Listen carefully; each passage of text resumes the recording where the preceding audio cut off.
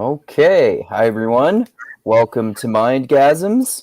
I'm gonna do another Mindgasms Book Club Chat today. My two of my regular book club chat partners, Parker and Dusty, of course. And yeah, we're talking about The Gunslinger, which is book one in the Dark Tower series by Stephen King. And as you can see, it's kind of like a horror fantasy western about a cowboy with magic powers who goes around slaying demons in his hunt for his rival enemy, the Man in Black.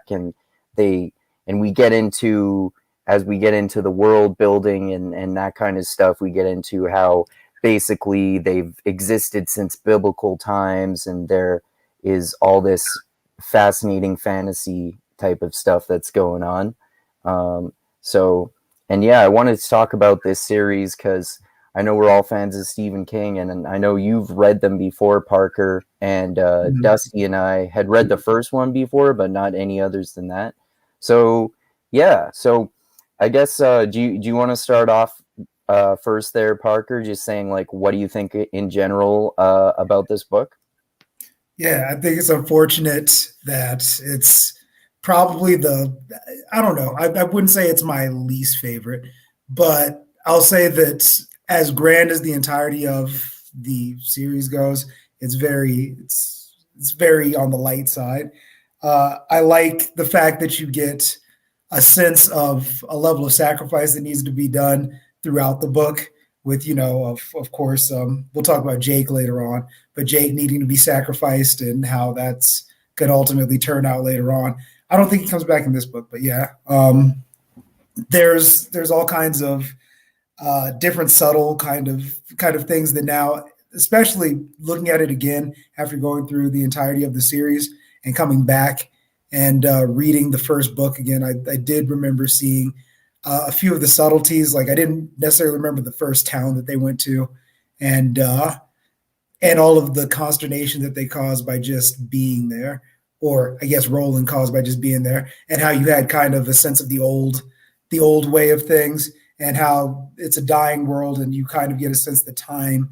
In the first book, I didn't realize that they played so much with the concept of time and how time is kind of accelerating. It's almost like they say, well, it was the old world, but they almost act like the world is breathing, like time is a breathable thing, like they can go back and forth through it because when he goes to the first town, it's like they respect him as a gunslinger, but they also respect him for essentially getting them out of the mess that is ruining their world that they're in.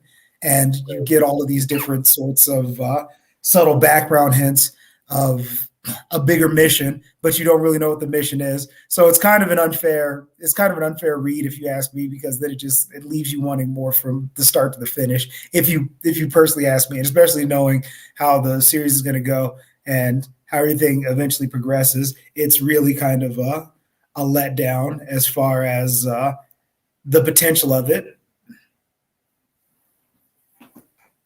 Oh, okay, cool. Uh, so you think the series gets better as it progresses in that way? Like, does it keep built? Does it keep it like? Does Stephen King keep increasing the world building elements and getting into more of the backstory of the gunslinger and the Dark Man and like what's really going on? Yeah, you'll get more into what is the entirety of it, which is kind of, I don't want to give away too much, but it's kind of a whack kind of giveaway. But essentially, they're the essence of creativity to a certain extent. But I'm already giving away too much by even saying that. But the representation that Roland and the Dark Man have are two opposing forces that are kind of ever present. They're like the actual personification of good and like whatever the overall general good is, and evil. And you get a sense of that as things go on, especially since you can tell, like they talk about when the Dark Man's been around someplace, it's bad shit's happened. Everything's left in devastation. But when Roland comes around, that's the first time a lot of people have a lot of hope. So the fact that that's a theme throughout the book, and knowing how everything eventually comes together, I didn't know how prevalent that theme was. and the overall general sense of good and evil and what true good is and what true evil is something that's questioned a lot, especially since Roland does some questionable things like letting Jake die. When I first read that, I was like, how could he have done something like that? But as you progress, you find out why he did it, then it makes it almost seems like you almost forget about the fact that even happened. Honestly, when I went back and I read it again, I was like, oh yeah, I forgot he did sacrifice that little fucker. But yeah, sorry about that. I don't know if you're trying to like cut down the profanity, but yeah, he did. He No, did. no, no. Fuck no. Fuck no. I'm not trying to cut down on the profanity. Okay. But yeah, like I said, he let that was like he let that dude die, and he seemed like he liked the kid too, which just the overall theme and knowing how Jake's going to play a part, like it. I forgot about how much sacrifice and how much that was like a deep theme throughout the entirety of the book, and that is a deep theme. You'll find out like if you continue to read the rest of the books, there's a sense of there's always something you have to sacrifice. There's always something you have to sacrifice. Oh, cool, man. Yeah, I like that what you were talking about there. I was just thinking about it as you were talking about it about what true good and true evil really are, like, and how it's not just this strict binary with no, like there's nuance to it, like the the like the Man in Black, for example, he sees himself as like an agent of God on a holy mission, so he basically kind of seems to see himself as the good guy. And then also Roland, like you said, he sacrifices Jake, and then also the part of that really emphasized that to me earlier on in the book was when he basically committed mass genocide of that entire town, including women and children. So like he's not just this heroic pacifist individual or something like that. He will kill a whole bunch of innocent people if it means achieving his ultimate goal, which I thought was really interesting. Oh yeah, I mean he seems like he's ruthless at times, but it's like it's almost along the lines of that Jordan Peterson thing. It's know that you're a monster, but know that like you would never use that monstrous power that you have unless you really, really have to. And Yeah, that's a sense of the ultimate good that Roland kind of has with everything. When he mows down that whole town, which that's fairly early on, you kind of have, and I like the fact that you do get a sense later on that he's the ultimate good, but that does leave you kind of going like, well, what kind of character does this person have? And I was tainted because I knew what Roland actually was from the start. But now, even hearing you say, the mowing down of everything, because as the book series progresses, you go like, yeah, he's a fucking badass. That's what he does. But it didn't even really hit me because I realized you didn't go deeper into the book series to realize it's like, yo, that's like Monday to that dude. Like that's like yeah, he doesn't give a shit. And like he'll just go, listen, I know what I'm doing is righteous. And if you get in the way, then like it's almost like that Frank Castle thing where Frank Castle he'll even fight against Spider-Man. He'll fight against anybody that's ultimately I'll going fight against him. Daredevil. That's Yeah, right. He'll go against anybody that will be in his way, and he'll be like, "Look, I'll cap you too, but I know what my mission is." And Roland very much has that kind of ideal. yeah, yeah. He's got a really strict moral code in that way. That's for sure. Yeah. Um, so Dusty, what are your thoughts about this book overall in general? No, there's a bit of a delay there.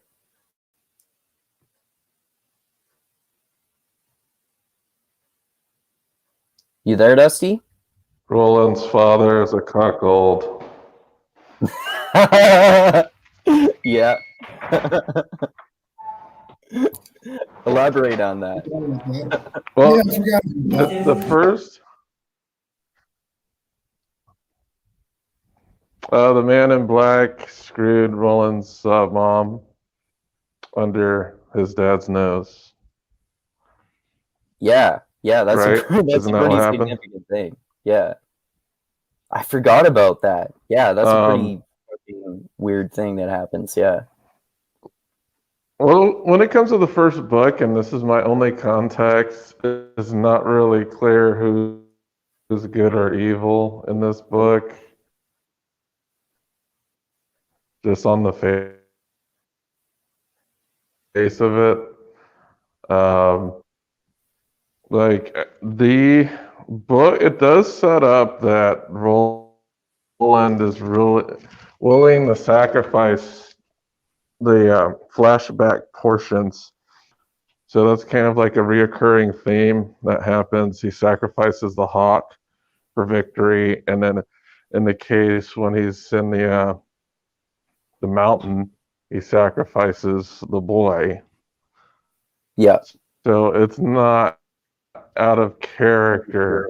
They do show that that's not out of character for this specific character, but yeah, there are a couple very strange things about the book. I know it's kind of like this weird dad western type of world that intersects with other realms of reality, it seems like, because we do get the hint that the boy is from our realm when they reference his memories and the kind of fading memories he has from before he entered the Gunslinger realm. But it's such a strange book. I say that because, yeah, the first book, you don't really know who's good or bad. Roland shows up at a town. He says, like, there's some demon baby and some fat lady, and he gets rid of the demon baby. Performs an abortion, basically. Yeah, and then we do know that when the man in black came to that town, he seemed to perform some type of services for them. I know he brought one of the members of that town back from the dead. Right. He was kind of like some type of drug addict. And ultimately, he gave, I forgot the name of the bar owner, but he gave her the option of saying a number that would give her the secrets of the afterlife or something like that. Oh, right. Eventually, she's not able to curtail that desire, and that kind of messes things up in that town. I don't know if that was the case in which Roland had to kill everybody, but he did. So, yeah, just looking at the totality of the character, we see that Roland is really set in his ways. And one of the other aspects is when he ratted out the cook and got the cook killed because they were secretly like plotting something. So he will definitely stick to his guns and do what he needs to do. But yeah, that first book, it's not really clear. I'll have to examine that later in the series, but I don't know what you think, Andrew, but in the very first book, it's very hard to determine that. Like who is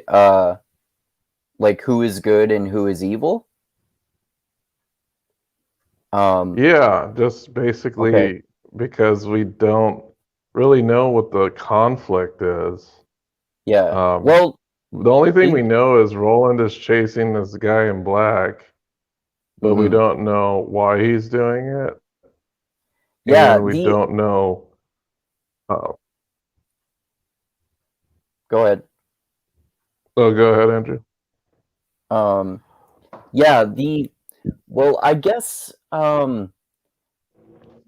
like to me, like we were saying earlier, and like connecting to what Parker was saying about how the world building of the series increases as the series goes on, and it reveals more of what's really going on, which usually happens in series like this. Like, I guess we're gonna find out more detail of this cosmic struggle that's going on between the Gunslinger and the Man in Black, and the I think it's kind of like we were talking about. It's kind of like they're like morally gray characters, but some are worse than others. Like, but I think that ultimately Roland is serving, at least he thinks he is serving the good, and overall within the series, that's like his ultimate goal. But he's willing to do fucked up shit, like commit mass genocide on an entire town or sacrifice Jake for it. So he has this strict moral code, which I think that like it maybe it will, or at least he believes it will allow him to ultimately succeed against the Man in Black in the end. And I guess like the Man in Black is kind of set up as being the personification of evil, but then see we see more throughout the book how these like this divide between good and evil is kind of like more of a blurry line than just these two strict binaries. And that made me think, as you were asking me that, Dusty, about this part in the book where the gunslinger Roland and the Man in Black, they sit down and they have a philosophical conversation about their history around this campfire, where there's you and I were talking about this before this chat, Dusty, about how there's this huge exposition dump there. And I thought that part was like really interesting. I actually like big exposition dumps like that often. Like they remind me of the Council of Elrond in The Lord of the Rings, where they give you a whole bunch of detail with a whole bunch more backstory of what's going on. And it really is odd if you think about it, for these two arch nemesis, the good guy and the bad guy, to be having this philosophical, moral conversation and a conversation about their history. And it makes me think more about how, I wonder if there have been like different people that have taken up these positions of being the gunslinger or the dark or the Man in Black, or like they have been different types of positions. And there's this concept of the balance in the universe, because this sort of thing often happens, as we know, in like lots of fantasy series and science fiction series that we read. That's my like really long-winded answer to that. The biggest thing that I think makes both of the characters actually have a sense of what makes them good and what makes them evil is the consequence of the deals that they make. Like Dusty was saying before with that town, I was about to actually say the Man in Black's real name. I don't want to give that away yet. But when the Man in Black comes, he actually makes a deal with the town, and the consequence of the town is destroyed by making that deal. Essentially, when Roland, I was about to. They both have. You'll see that there's a theme in the names of both Roland and the Man in Black. So they're real close, and there's a reason for that. But I digress. When Roland comes to that town, his consequence is he frees them because they were all supposed to be dead in the first place. So the consequence of the Man in Black. Oh my God, I keep on almost saying his name. The consequence of the Man in Black coming through the town is completely different than when Roland comes to the town, because he freed them from their enslavement that the Man in Black actually gave them. And then the Man in Black was the one that gave them an actual curse of something that's deeper than even just the body, like a curse of the spirit. That's why they were like, yeah, they had to eat whatever it was like the dead weed, whatever. I forget what the name of the weed was, but people became kind of like dependent upon what the gift that was keeping them alive within that town was that the Man in Black had given them. And they have that long existential kind of conversation, because nobody that's actually evil thinks that they're evil. As a matter of fact, I think that because the Man in Black feels he gives people what they ultimately want within their hearts, which we all know, we've all been children, we've all wanted things that weren't necessarily good for everybody else, but it was definitely good for us at the time. he was like, I give everybody what they want, even if there's a consequence to it. You get what you want at the time, which was the whole thing behind the infidelity, I think, too, as well. Sleeps with when he sleeps with Roland's mother, the whole point behind that is it's like there's a temptation that's always there within every marriage, right? But he's the temptation itself. He's the temptation that gets succumbed to, and and almost everybody that he comes across, except for Roland, like you notice, he's like, I know what you are.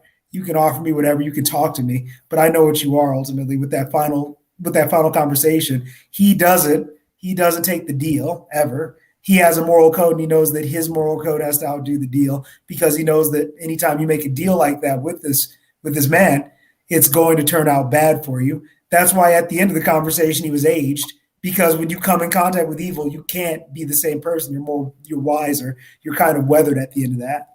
It's a storm of emotion that you have within yourself. And when good really encounters evil that way, it does weather it away, but it doesn't defeat it.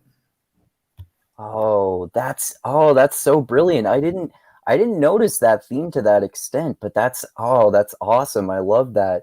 That reminds me of that Nietzsche quote.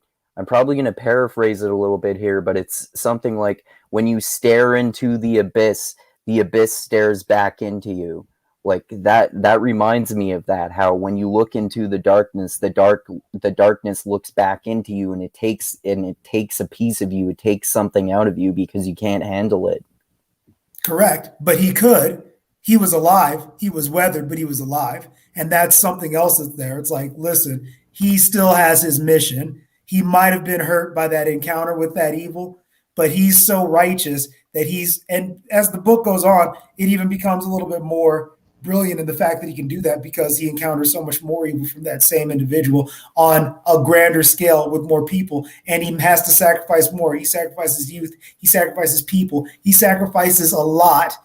And he's like, listen, all these sacrifices are for something that's ultimately bigger than me, that's bigger than all of this, that's going to save basically the meaning of all that is, all of reality. Because he's like, if I don't have this center point of reality exist, if I don't hold all of this together, then there's no hope for anything. So that's why I say he's the ultimate good, because he's the order. He's so ordered that even when it seems like he might be evil within his order, he still has a moral compass that he follows with his order. He's like ultimate order, and the man in black is like ultimate chaos, because that's what is a result of every time they're encountered. Like, take for instance, once again, that fight and that town was metaphorical. There was nothing but chaos within that town, even though everything looked like it was kind of a regular town and everything. People were living in misery. That's why they attacked Roland in the first place when push came to shove. So there's no more chaos in that town anymore. He's freed their souls. There's not going to be any more chaos. There's just death, which death might seem like that's whatever. That might be bad, but it's not chaos. It's ordered. There's no extra bad that's going to come from a dead body. Extra bad comes from people that have bad intent and have been corrupted. Oh, that's interesting. Yeah, I love that. I love that spiritual theme of because it goes deeper than that too, with order and chaos, because there's always this eternal struggle that between Jordan order and Peterson. chaos. Yeah. But like this is just like a spiritual theme in general that you see in lots of different fantasy and science fiction stories. Like, basically it's the ultimate meaning of the Matrix. It ends up being the ultimate meaning of Mistborn Era 1. You have to have this constant struggle and balance to achieve balance between good and evil, and good and evil are essential to each other. You cannot have good without evil. You have to have evil in order to have good. And so good and evil are never going to go away, because you have to have some way to differentiate between what is good and what is evil, because otherwise then you just can't classify anything properly, basically. So it's like it's this common spiritual theme that you see all over the place of just this need for balance between good and evil, and that they're part of the same thing. And I think that's also why the Man in Black touched Roland's mother, because that's an intimate kind of relationship that he had, and it was corrupted, yet it didn't corrupt Roland himself. So it's like he was really close to it. He was evil adjacent, and somebody within his life was even corrupted by that evil. But he himself, because he is supposed to be the order, recognizes even within that he had to pursue order instead of feeding into the chaos that is. I mean, he even left his mother behind with that. Think about how deep that has to be when you're like, yeah, we've been corrupted by this evil entity, and I recognize that, and I still know that my mission is more important than even my mother. Yeah, that level of devotion is like this pure idea of the hero that I guess you could say it happens often, but it's rare to see that level of sacrifice even in stories about heroes too. And that goes back to the theme of sacrifice that you were talking about, that he has to make sacrifices in pursuit of his like basically holy mission, as we reveal that like this cosmic struggle goes back to biblical times, at least between the Gunslinger and the Man in Black. So we haven't heard from you in a little bit there, Dusty. What do you think about all these spiritual themes, like the Jordan Peterson stuff, as we were talking about? You know, I criticize Well, this Jordan is the Peterson weirdest a thing lot. about this book is that it's so hard to talk about, because the first book, I think I've read it twice so far. The first time I read it, I didn't know what the hell was going on at all. The second time, I took a little bit more scrutiny. I know this book is, I don't know how to describe it, but he doesn't get into a whole lot of detail. It's almost has this kind of like, what's that word? That's a word escapes me. But kind of like a Foreshadowing. it's like an impressionist version of a fantasy world. Like it's not very like it's not detailed in the way that I expect from these types of stories coming from these other worlds. But in the case of this book, we do see that like I know what Parker was saying about the time aspect. Certainly we do see that very pronounced when he's traveling through this mountain, because we get this vague sense that he's almost been in there for weeks. But in my mind, I'm thinking, how do you travel through like one mountain in some type of rail cart system for weeks? Like, how big does this mountain have to be? So I do see that there's some odd distortion of time going on. But as far as like the Rolling character and the Man in Black character, um, this book just kind of touches lightly what I think is just touching lightly on what's to come. Because I still don't have a full sense of what's going on even by the end of the book. Yeah, they meet up with each other. Roland tries to shoot the Man in Black, but there's some type of magic protecting him where his gun won't work. It just kind of he like Roland's known to be the super accurate dude, but anytime he meets up with the Man in Black, the bullets just seem not to want to hit the Man in Black.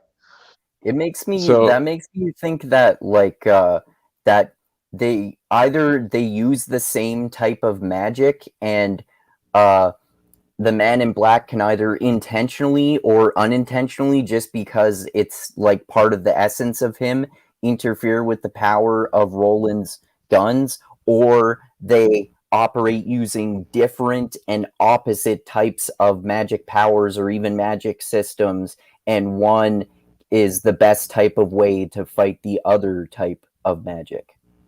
That's my guess. Don't tell me if I'm right, Parker. Well, we know he's on this quest. Yeah. But I don't know. I don't know why. I have no idea why he's going after the Man in Black. I don't know what his motivation is. He just has this drive to do it. I'm sure there's going to be some explanation later, but I know towards the end of the book, the Man in Black explains that he's just a pawn for some type of greater entity that's in control of the tower. Yeah. I think I don't know. You know something fun? Yeah. This might give something away, but you know how we read The Stand?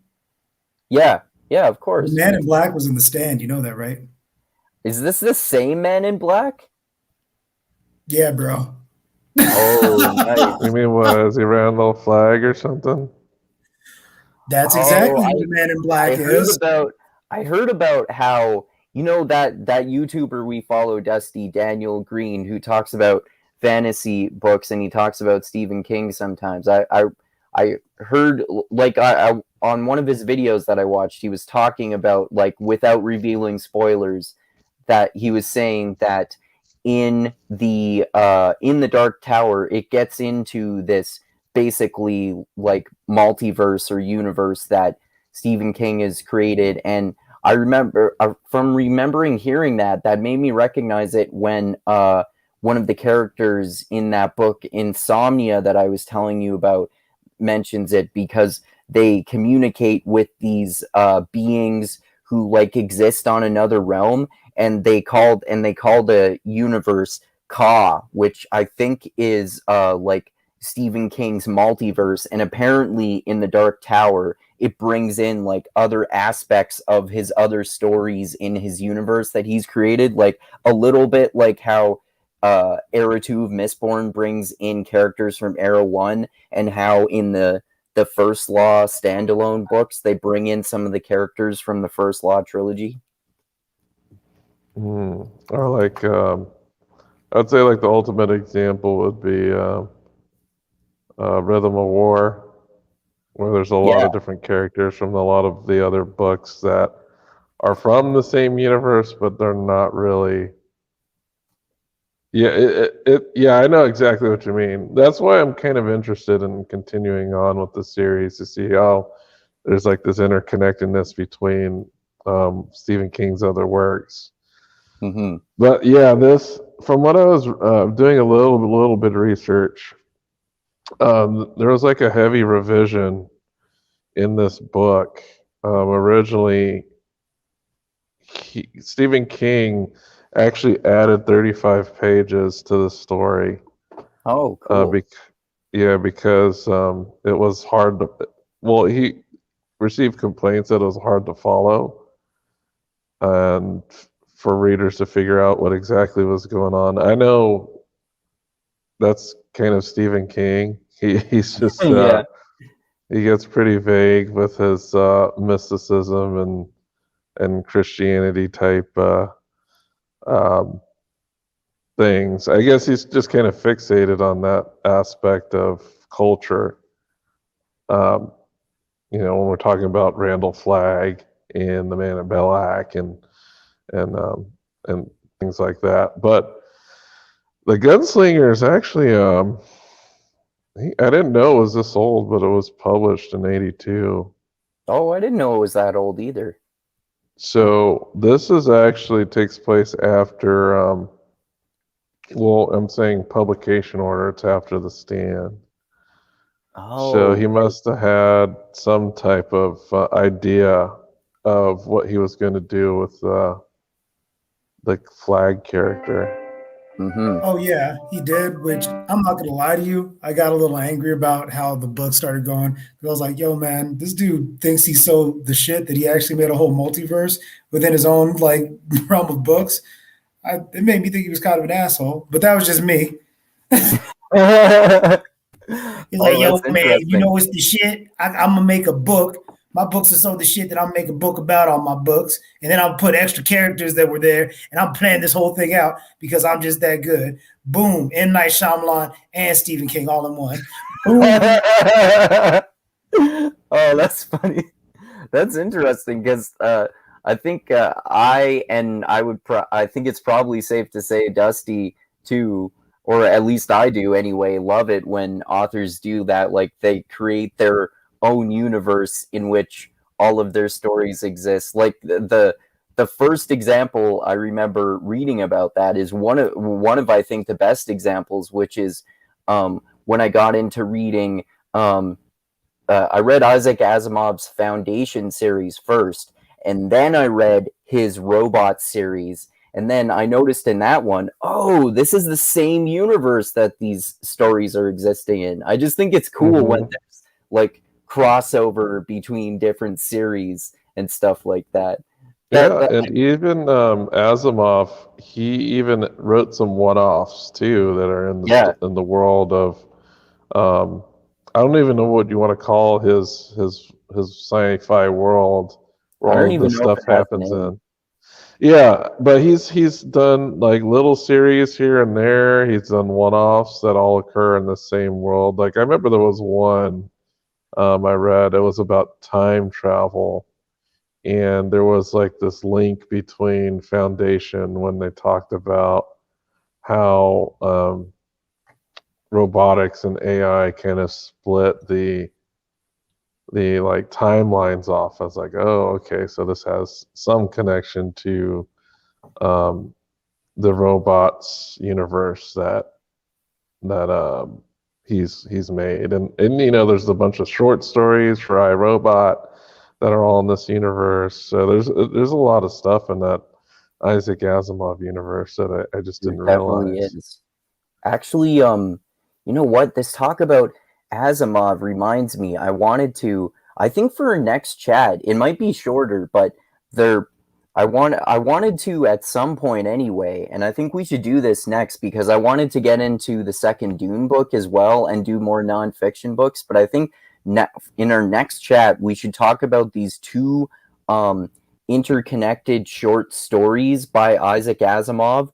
One's called The Last Question and one's called The Last Answer. And it's basically about this. It's hard to say much about it without getting into spoilers, but it's basically about this AI supercomputer that can evolve and change itself and create new versions of itself that humans create in order to try to prevent the ultimate destruction of the universe by heat death in trillions of years. And then some pretty fucking insane high science fiction concepts happen. And then there's another short story that's basically a sequel to that one.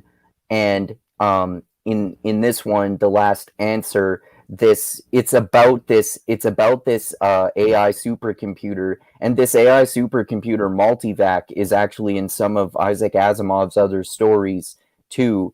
And it's basically about what happens to this person after they die, and it has to do with this AI supercomputer multivac. They're super awesome short stories, I think. Mm-hmm. Yeah, but yeah, it's interesting. So, like, do you not like that stuff? Like how Marvel did that with the Avengers movie and shit like that too? Then Parker, like how they have all these heroes from different movies. Well, I didn't like what they did with the Marvel universe mainly because they messed up the storylines. But no, I don't mind it. I don't mind that because there was a lot of collaboration and there was a lot of build up, and that wasn't the same. With the Dark Tower, I just remember like reading it and I was like, yo, wait a second. And plus it took them a long time because I think like the Dark Tower came out in like 2005, 2006. Like it was a long. I'm talking about the last book within the 7. So it started. Okay. So he starts this in like 82, and then like Right, he takes right. like 20 years to get it all done, and then like in between he's doing other works too. So it's almost like he's like, yo, let me just make this like really good, and then when I finally come out with the Dark Tower, it's gonna be. And then it's like, you know, you wax and wane between thinking it's like the best concept ever, and then when I guess what it was when I got to the climax of the entire thing, which I'll have to read it again. Like I'm gonna probably go through the entire series again. But once you get to the climax of it, I was like, oh, you did all that shit for that? Oh man, you have really lost it. It's like you could just phone the shit in when you get to be that old, huh?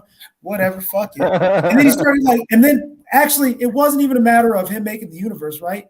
He did the most stupid, like in your own mind shit you could do, and he wrote himself into the fucking series. And I was like, fuck you, man. Don't give me that. That'd be like Hanna-Barbera, right? And then they're like, hey, there's this new cartoon character. It's Hannah. And then his other sidekick Barbera. And I'll be like, yo, wait a second, shut up. Don't write yourself into the fucking cartoons. That's not why we love you. So do you not like it when Quentin Tarantino does that, for example? Like make him he doesn't go, yo, movies? Oh, if this is just me flat out, I'm Quentin Tarantino and I'm within my movie and I say, hey, I'm Quentin Tarantino. I make movies and this is a movie that you're in right now, as a matter of fact. That's how fucking awesome I am. I was like, you asshole. I get what you mean. Yeah. And I was like I didn't mind. It wasn't the universe building thing. I thought it was arrogant to like write yourself into your own story. That'd be like me going like, you know what? I made this fantasy world, but you know what? I should just let everybody know that this fantasy world wouldn't even exist if I didn't even make this shit. Like that would be like, think about the level of arrogance on that. Think about the level of arrogance on that, where it's like, listen, man, I know that you took the time and the effort to like read all of this shit, but guess what? I was the one that made it. And it's so good, I can't come up with anything clever to tell you all the reasons why all of this needs to come together. I have to put me in it because I'm Stephen King and everybody loves me. Man, fucking piece of shit. I'm glad J.K. Rowling is fucking roasting your ass on Twitter. Fuck you, Stephen King. Oh, that's awesome. Yeah, it makes me excited to see. That makes me even more excited to see how the series turns out, actually, because I want to see what's so controversial about it. That's just me. I just don't like that shit. I'm like, it's not an autobiography. Shut up. Just write your fucking story. Give it a nice, like, have it all cover in a bow. It was kind of like with It. Like It, I felt like he phoned it in because he was just like, yo, man, this shit's scary. And he's like, how am I going to stop this shit from being scary? Okay, spiders. Spiders seems like that's a great way to end it. Dude, I love the ending of that book. I thought it was so fucking bizarre, but I thought that was fucking weird and horrifying too.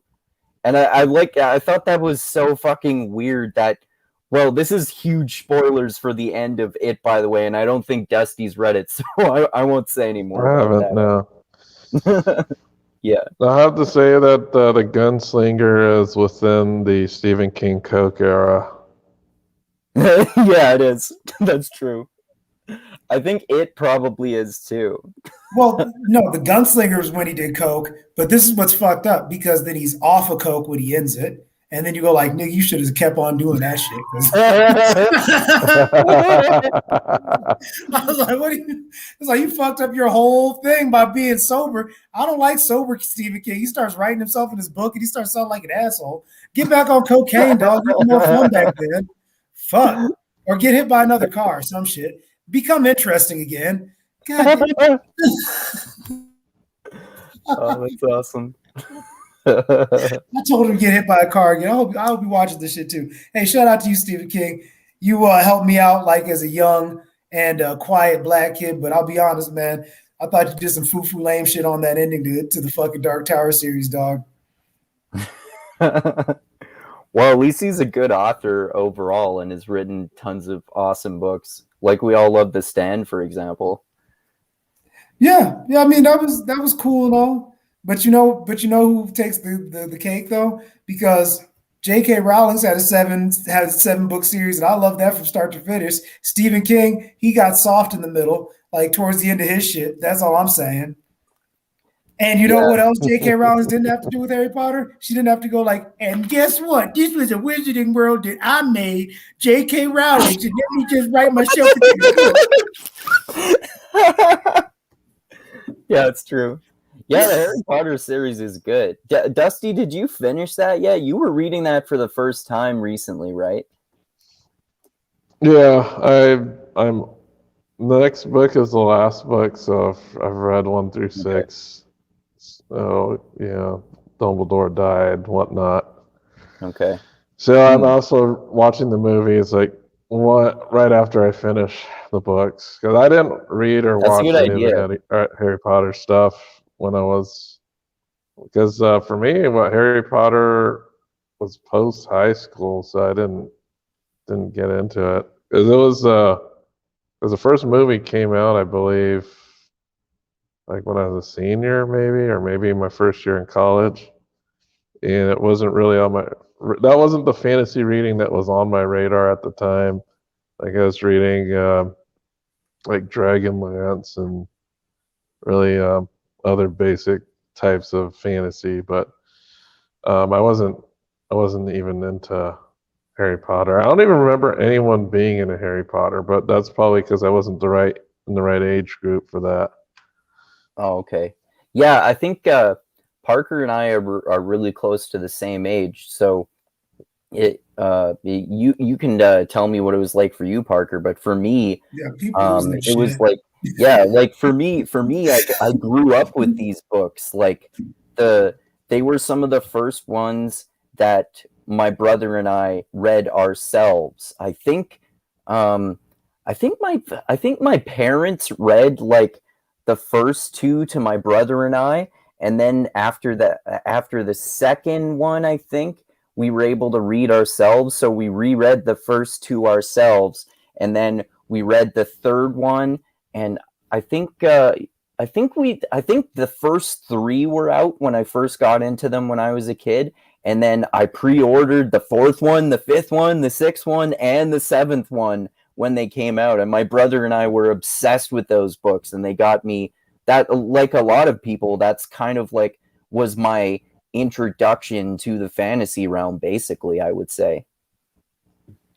Yeah, I remember staying up late and like going to the midnight Barnes and Nobles like releases and everything. And I didn't like dress up or anything because I'm too cool for that. But I do remember like being in the lines and I was like, yo man, I'm standing in line for a book. I never thought I'd do that. But yeah, it was Harry Potter was good. But like I said, what makes it even better than anything that like the Dark Tower? Because J.K. Rowling didn't have to write her fucking ass into that book. And I'm just going to stay on them, okay? Like, just remember, man, anytime somebody gets lazy like that, I'm like, yo, man, do more push-ups or something like that. Be better. Because that's some lazy ass shit right there. Well, are you up to date with Harry Potter? Because I know there was like some other book that came out. Oh, yeah. I haven't read that newest one. Have you, Parker? Are you talking about Fantastic Beasts and all that other horse shit that they tried to do? No, The The Cursed Child. That's what it's called. There was a newer one that came out more recently. I haven't read it. No, J.K. Rowling's gotten as much money she's going to get out of me. I heard it sucks, but yeah, I heard that too.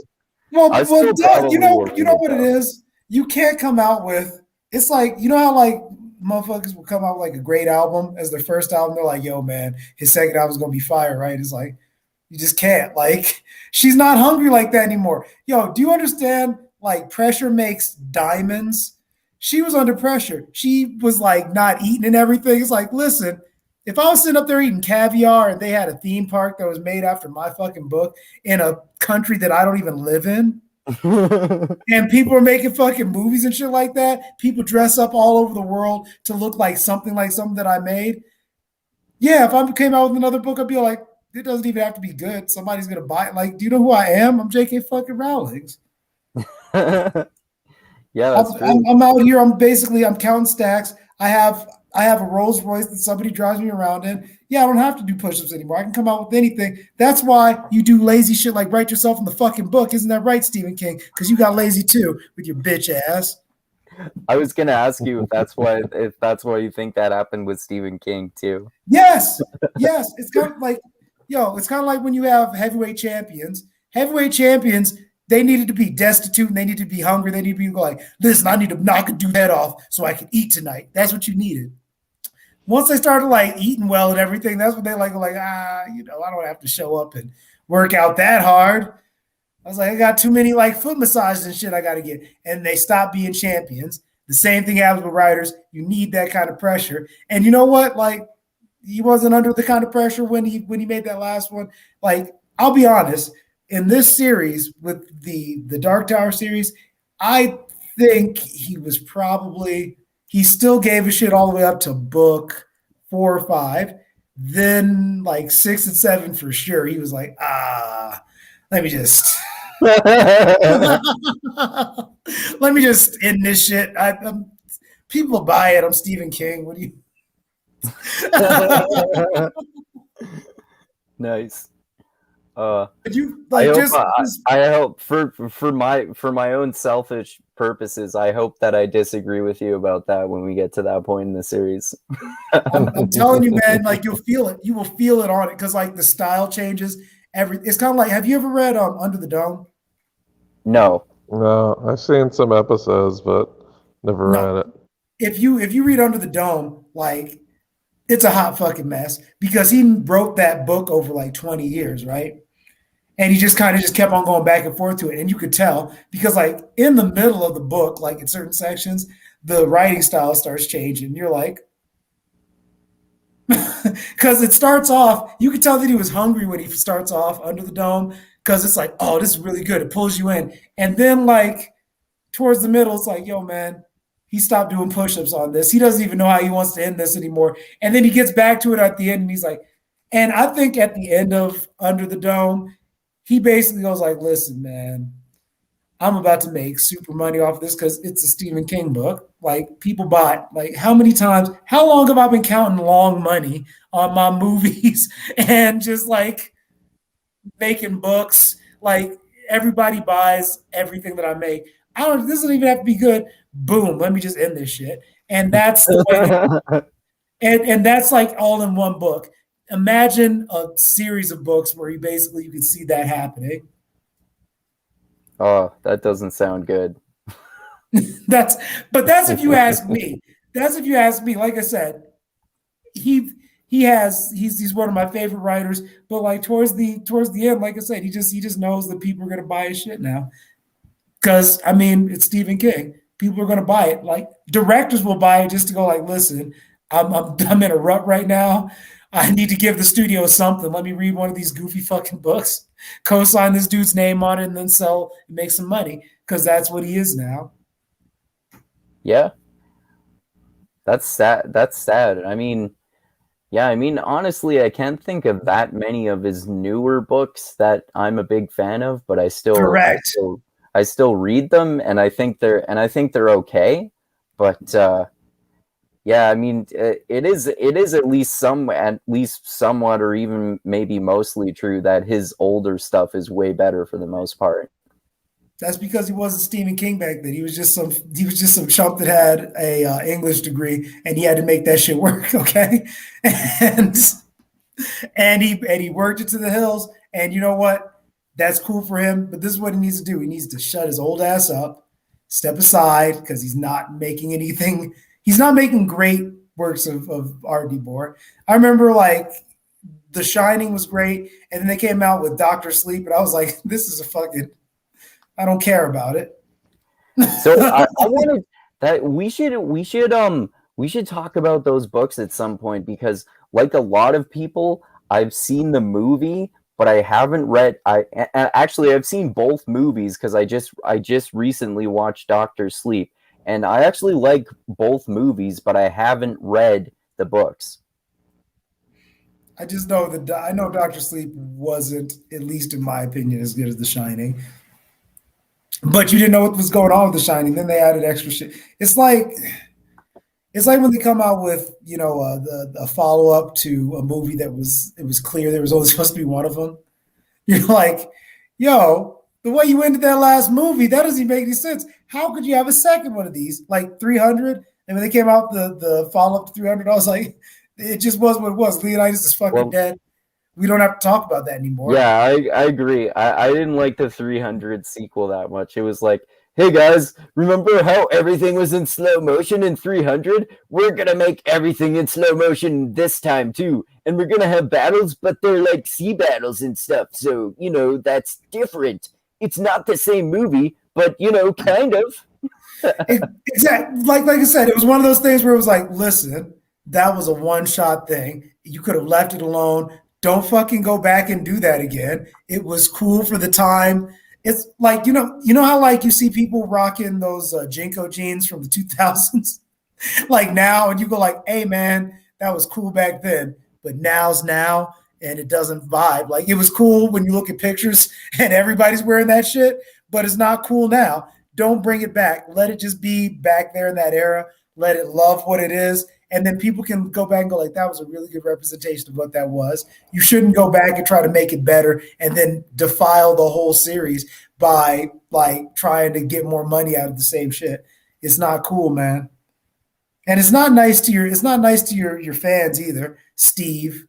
I'm gonna call you Steve, motherfucker. I know what your name is. Yeah.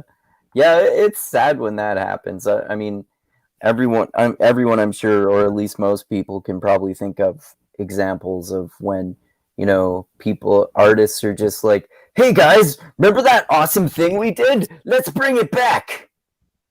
And we can't do it as well. It's the same thing, so it's still cool. Remember how you were listening to this? That's like reunion tours. It's like, remember when you were listening to this when you were still fucking? Remember that? Yeah, pay for it, you can bring it back. And then you'll have like all that nostalgia. You have like 50-year-olds out in the crowd going like, yeah, remember I was in college and my penis got fully hard all on its own? That was great.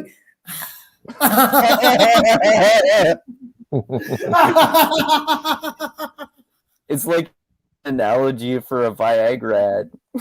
They're like, yo, man, it was different back then. It's like, you don't even understand. That was when I met your mom. Oh, my kids are like the same age as I was when this shit came out. Oh no. Yeah, that's basically what that is. And that's what Stephen King's career is now.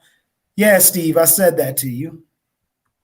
That's like and it reminds me of how like there are 3 generations of Star Wars now, because there's the original movies, and then there are the prequels, and then now there's the new trilogies. And now there's the shit. Now there's the shit.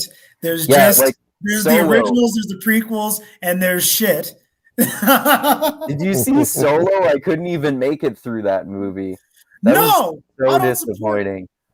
I stopped supporting Star Wars. Okay. I liked Rogue One because it was so different. Like in a universe where everyone has magic, where everyone is a Jedi, or like so many of the main characters are. These are not these. It's like the rogue underdog story, and they don't have the Force powers, and everyone dies at the end. Spoiler alert. So I like that one. Well, yeah, but I like the Rogue One. It deviated though. That's why now it's like everything got Disneyfied. And when that happens, it stops being good. Yeah. Mickey, you shit on everything that you touch with your clowny fucking mouse hands. Leave shit that we grew up with alone. Like Marvel used to be cool. Now, like remember when Marvel used to be about buff motherfuckers punching everybody in the head, and then Disney took it over, and they were like, "Hey man, let's put political views on it."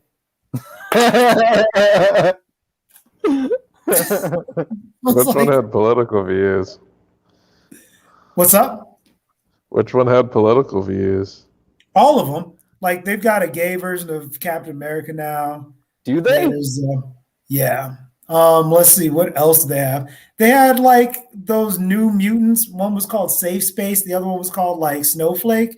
Ser- For real, for real. And they were like, there was always political views in Marvel, though. Like, I remember seeing that shit in X-Men. There's always fucking political views in there. they did, Like, they did. X-Men was But I always mean, the analog for, like, you know, you name it, whatever repressed minority there is. but they would make a oh new. yeah. But the best part is they would make like a new mutant, and then that would be like, hey, let's just talk about that. But there was an overall theme of like they're still kicking somebody's ass, right? They didn't just go like, hey, the whole reason why this character exists is for a political view. And what's their personality? Well, whatever stereotype you can think of for that. Like, so they'd have like non-binary characters. Like, what does that mean? They're like, we don't know, but we appeased.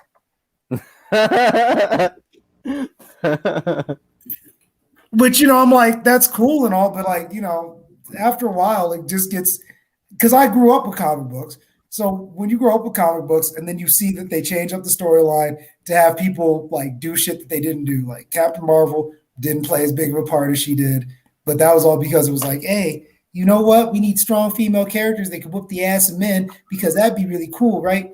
And then they start having like the only thing they didn't push in the movies was they didn't really push any of like the gay stuff, but even then it was kind of in the background a little bit. No, not. I'll give them this. They didn't really try to like appease the gay thing too much. They did really try to go with the feministy shit though. Yeah. I think they did that with Miss Marvel, but I didn't watch that one. Yeah, I haven't seen Captain Marvel, so it was even more strange in Avengers Endgame when she was like, basically, hey guys, you're fucking up. I'm going to save the day. Yeah. Yeah, exactly. So then it's like I said, it got very like, that's not how it happened. And if you knew the personality of the like base characters, that's not the way it would have happened. That doesn't even seem real anymore. You did that so you could just like get some kind of agenda out. And I was like, all right, well, that's cool, but just note that I see what you're doing. That's all. Right. But that's just me. I'm like, I see shit like that. It disgusts me, and I don't understand why we all put up with that. But you know what? It'll even itself out. It always does, because it's not fun anymore. It's not cool to do that. And just like this book isn't cool, or not this book, but just like the Dark Tower isn't cool because that piece of shit Stephen King wrote himself into it, and it's not funny. No, it's not. Like, don't laugh at that. Do not laugh at the fact that he did that. That's not funny. We need to let them know. We need to let artists know this. Like, listen, man, I read your book to get out of real life, right? When you inject your real fucking stupid face into it, that takes me out of the fantasy. That's pretty funny, though. Yeah. You gotta admit it. That's hilarious. Yeah, it is. What, writing yourself into your book? Are you talking about the act of writing yourself into your book? That's funny. Yeah, I think it is. Yeah. I mean, I guess. I mean, like it's funny in a cheesy way. That's the way I see it anyway. No, that'd be like imagine if one of your favorite. Well, dude, look at the Marvel universe, like Stan Lee is in every goddamn movie. Yeah, that's true. But he didn't write himself into it. He didn't write himself into character. It. Yeah, he does play a character. And he doesn't go, hey, he doesn't go, hey, you want to know what the big fucking reveal is? I'm fucking Stan Lee, and I wrote all of this stuff. Yay! I believe there's one movie where he plays himself. Does he? There has to be. I think there. Look at how many freaking movies he's been in. My favorite cameo of his is in Deadpool because he plays a DJ at a strip club. I don't know, man. I feel like kind of weird about watching those now because I hear that was like basically him being like abused. Like people were just basically going like, get your old ass out there and make that money. Like towards the end, I was like, damn. That's what it was being said as. It was like he didn't even want to do those cameos after a while because he was so sick. And then it was like he had his handlers be like, you better get your old ass out there and make this money. Oh, that's too bad. I hope that's not the way it went down, but it's not like you can tell us now. Yep. R.I.P. Happy Memorial Day. Hey, I was thinking to go back to Harry Potter for a second because I know you and Tristram and I have talked about Harry Potter before, Dusty. We should at some point we should do a crossover series because I know you love those, Parker, between I guess my two book club chat groups with Dusty and Parker and Dusty and Tristram, and include Tristram also, and do the chat with the four of us about the Harry Potter books at some point. That'd be dope. Sure, I'm up for that. Yeah. Harry Potter was awesome. Yeah. I'm excited to read them again too because it's been so long since I've read them, and I loved them when I read them before, and I think I've only read them once, and it's been so many years since I read them. So On the it'll be real, great. if you can get the audio version is actually like almost more lit than reading it. They have Oh, an interesting. amazing. I was thinking about doing that actually because I like to, like when I reread series, I like to experience them in different mediums. So I was thinking about doing that when I go through the series this time. No, they Yeah, have I whoever did read the first one, but all the other ones I listened to. Yeah, Okay. well then the actor that does the work for that is amazing. He's a very good actor. Yeah, he sounds like some of the movie people. Like, I know he definitely sounds like who's the damn animal man keeper? What's his name? Hagrid. Yeah, he Oh does yeah. like a spot on Hagrid in the audiobook. Harry. Yeah, basically, that's exactly how he. But the one that is super annoying though in the audiobooks is Hermione. She's just like super annoying Oh, her because she voice. also says Harry. But Harry's kind of an. I don't know if you knew this when you were reading it at your younger age, but there are some books where Harry is somewhat of an asshole. Yeah, yeah. Yeah, well that's the whole point because he's moody and he's a fucking teenager. Yeah, he's a really good moody as fuck teenager, definitely. Well, yeah, I mean, like, let's be real. He's got reason to be angsty. His parents got murked. He had a really shitty upbringing, like being kept in the cupboard. And then on top of that, let's see what else is going on. Somebody else is trying to murk him every year, and he goes back to the Yeah. same place. Imagine Columbine happening, right? And then they're just like, "Yo, man, I know that was really traumatic, but you should definitely go back to that same motherfucker Yeah. next year." And isn't it It's like, did they at least up security? No, yeah. man, it's the same way it was before. And isn't it in book 5 when that starts out, which is like also right after he watched his friend murdered in front of him, and Voldemort tried to kill him I again. think. That was at the end of book 4, I mean. Yeah. Yeah. Yeah, Oh, book yeah, 4 is when like the Harry Potter universe took a dark turn. Yeah. That's one of the things that's interesting about that series too. That's what was cool about growing up with those books, because they started off as really young adult and then they got. Uh-oh. Uh-oh, he got marked. Well, not him. His signal got murked. I was like, oh, snap. What's happened? Well, I mean, he's the host. So what does that mean? Well, it looks like we're still alive. Like it's counting down. Exactly. So, I mean, I guess we can. Yeah, he's just staring up in the corner there. I think he's coming back. He's back. He back. Am I back? Yeah, you're back now. Okay. Yeah, you were staring up in the corner for an extended period. Oh, okay. Did you hear what I was saying? No. Okay, I was saying it was cool to grow up with these books because they started off as really young adult and then they kind of got more mature as the series progressed as I was growing up with the books too. Yeah, you saw that in Harry's attitude, and well, I haven't read the last one, but yeah, he becomes I don't know what you want to call it. I guess more of a mature kid, and just like the themes that get revealed are more mature. Like by the end, at least by book 4, like Harry wants to kill Voldemort, like he says he wants to do that. So that's not something you would hear him say like in book 1 or 2. Yeah, for sure.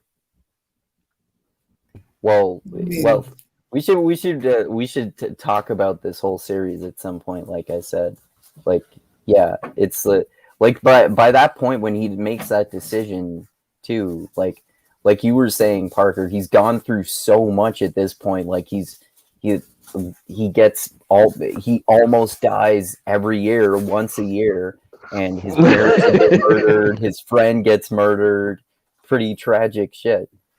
I was about to say, I'm like, every year, and it's almost like at some point it becomes comic because it's like, yeah, and the Defense Against the Dark Art teacher, he's gonna be fucked up or she's gonna be fucked up. We already know that. Like, yeah, job security like, is bad. Yeah, I could imagine going into the 7th year just looking at him going like, yo, I don't know how you gonna fuck this up, but you gonna do something. Keep a real close eye on this motherfucker. yeah, exactly. Well, there was one that didn't get. Remember, there was the one. No. He did potions. He didn't do Defense Against the Dark Arts. Forgot about that. He was a former Defense Against the Dark Arts teacher, but what was it? Snape took over the post. Oh yeah, he took over potions. Mm-hmm. Yeah, for sure. But yeah. Well, and then you find out. Yeah, go look up. One thing that if you're a Harry Potter fan, one of the things you'll need to do is look up Horcrux on Urban Dictionary. Oh yeah, for sure. That becomes a super interesting part of the series later on in the books. Well, no, you were talking about Urban Dictionary. No, I'm saying look at the definition. Oh, in Urban Dictionary. Go on to Urban Dictionary and look up the definition for Horcrux. Oh, I bet it's gonna be dirty. I'm gonna do that. Well, you're gonna have to spell it with the W though. That's the H version's not gonna work on Urban Dictionary. Oh, okay. Yeah, because that one with the right spelling is a type of dark magic where someone can pull apart their soul into any number of pieces and place the parts in any object, such as a book or ring. So, whore as in whore, crux. That's right. The fun one. The one that you take out on a date and then they I don't know, exploit you for an unruly amount of money. Were you able to find anything, Andrew? Hermione has fucked so many wizards. She has created enough Horcruxes. That's just the start of it. I'm gonna go to the link. Oh, is the site not working? Yo, I've never met any chick in real life named Hermione in a day of my name, a day of my life. Is that even a real name that people just have? Oh, yeah, well, Greek. Really? Yeah,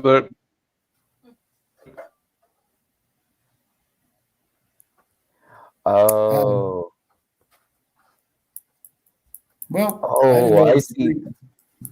I see the definition of Horcrux here. The freshly churned residue in or around a woman's hoo-ha after furious bunny humping.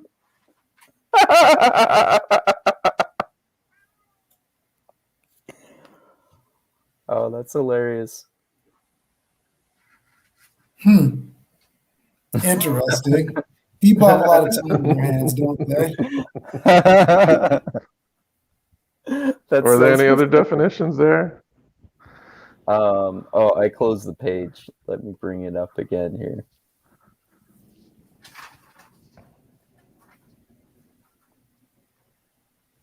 Did I say? Oh yeah, I tried to go to the one about Hermione, but it wouldn't open that page for some reason.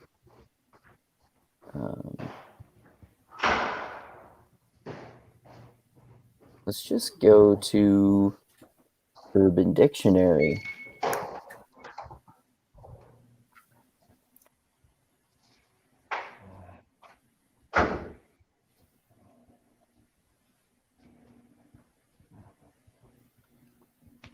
Horcrux. Oh my god. How long have we been doing this? Looking up Horcrux? Yo, man, somebody's gonna be watching this and be like, yo, man, they like had mad dead space looking at Horcrux and shit. Be like, yo, man, that's Spawn did something else. I was about to say that podcast was, they like they had 10 minutes of dead space. I'll never want to listen to this shit again. Like, just imagine that shit. I'd be in the car mad as a motherfucker if I listened to this part. You're like, these niggas out here talking about Horcruxes. I gotta get to work, damn it.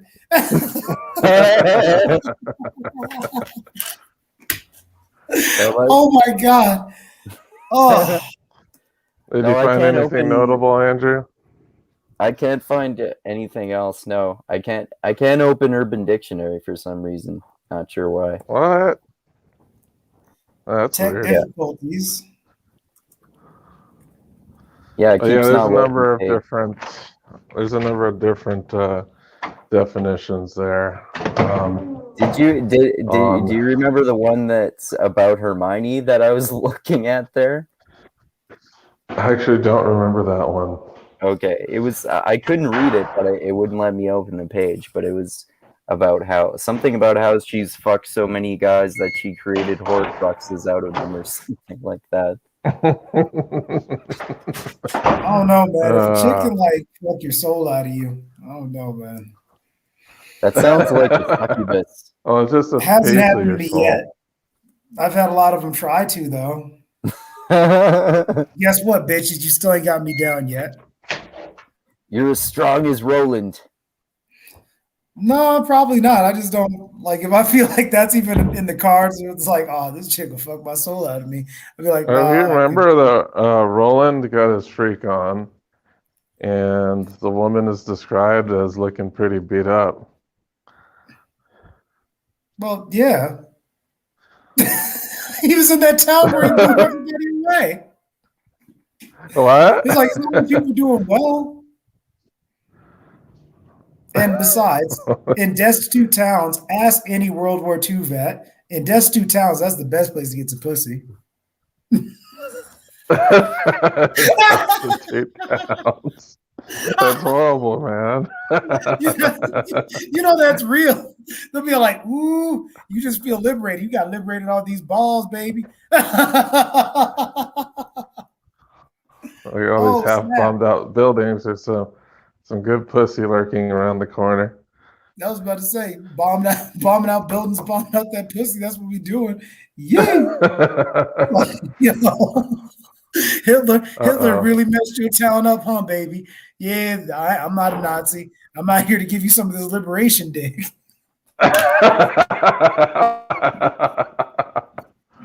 Oh man. And I hear just like that too. They was like, ooh, Hitler came through and bombed this whole place out. It's like, yeah. Am I back here now, guys? What would be the opposite of the liberation dick? What? Speaking of which, in France, they've got a bunch of half German kids now that, like, when the Germans came through and took over, Like the French women were like, "Hey, I'm about to be on the women's side," so they got down with some of the Nazis, some of that oppression dick. Yeah, some of them take some of that. Some of that Reich dick. Some of that dick that makes you go 9, 9, 9.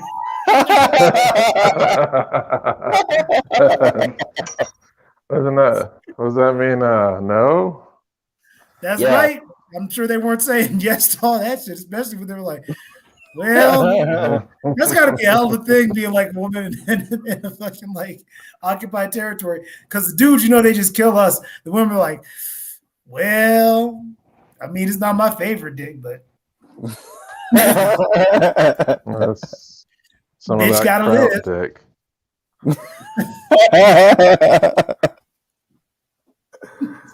Oh, that's so funny.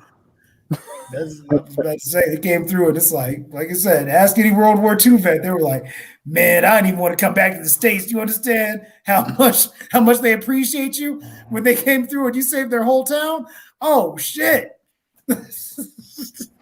Well, I think you're thinking about war-torn dick. How about that VC? that Viet Cong dick. That's right. Hey. I don't know, man. That's Kong for short. You know what, man? That's a little too close to home. I heard there was all kinds of rapes and shit that was going on. Even vets from Vietnam were like, "Yeah, we didn't do right by them fuckers, man." Yeah, they still got people that are waking up in the middle of the night going, "Oh shit, don't do that to her." I'm back home with my family. Like burn and pillage entire villages and rape all the women there. No, it was hot. You had to do something to keep yourself preoccupied.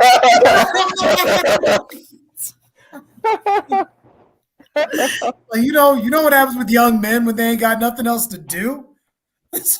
And after a nice long day of killing people's fathers and shit, fathers and brothers and cousins and shit, you got to do something. You got to let off all that extra aggression in the nighttime. So if we're going back to World War I, would there be Ottoman dick? Yeah, that's the empire, man. You would want some of that. But they fell. That's true. I was about to say they fell, and pretty quickly afterwards they were like, "Oh shit, a war! We ain't got no money."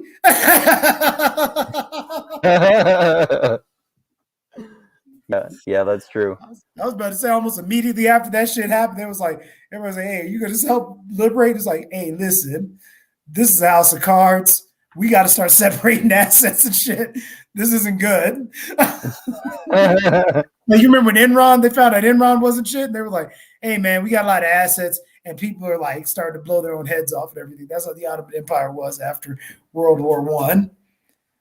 Yeah. Yeah, definitely. But that's just for the history buffs.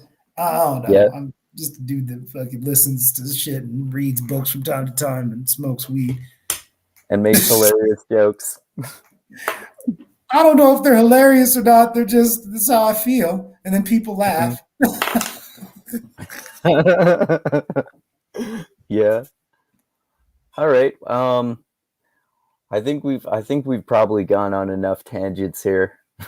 I was about to say, I'm like, honestly, The Dark Tower, this is what upsets me about this book, because it's so short that there's not really much to talk about, and it doesn't have enough context. That's why it's one of my least favorite books. It doesn't have enough context for you to actually talk anything about, because this book only really becomes interesting when you read, I think the second book is The Drawing of Three.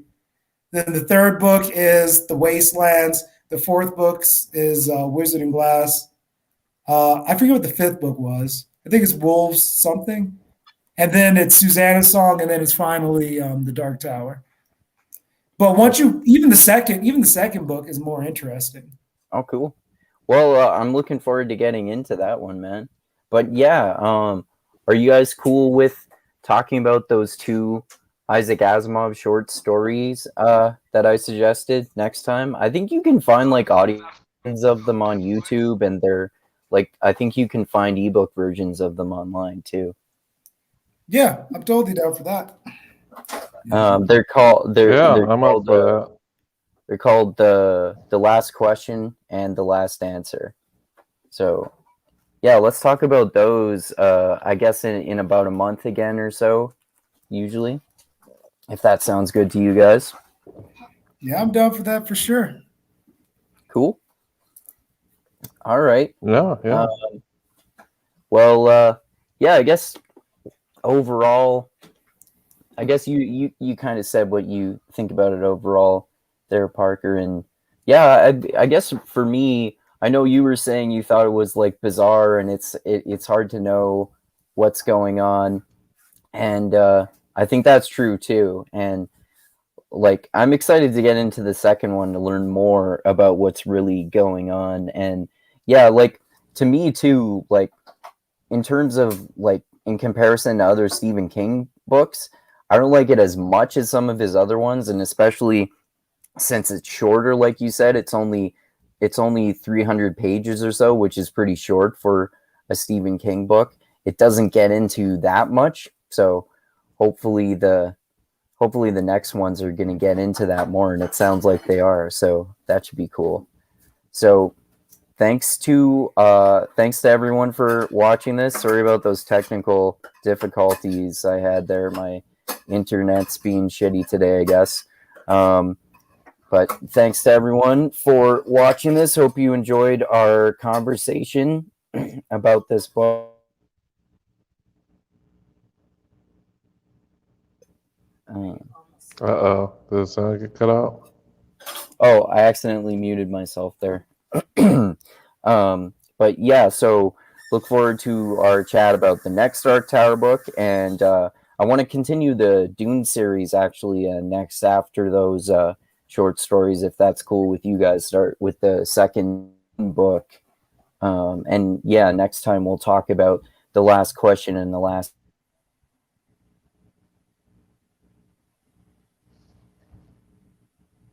Mute him. Uh-oh. He got frozen.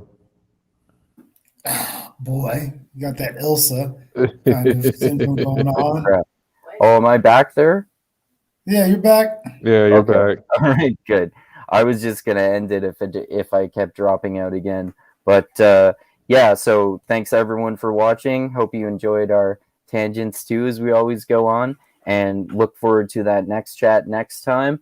And next week, doing a movie chat on Harold and Kumar Go to White Castle. Super highbrow stuff, which will be funny there in belated honor of 420.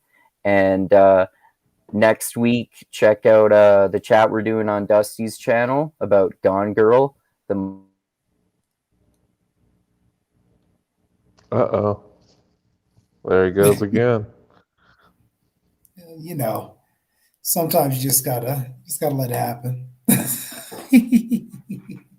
And I mean, am I back there? Okay. Yep. Yeah, you're back now. Okay. All right. So yeah, thanks everyone for watching. And like I always say, I love you all.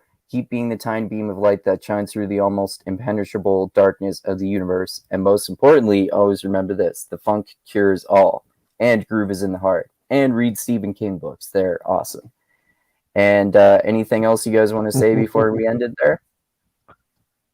Yeah, any authors out there, make sure you write yourself into your own stories for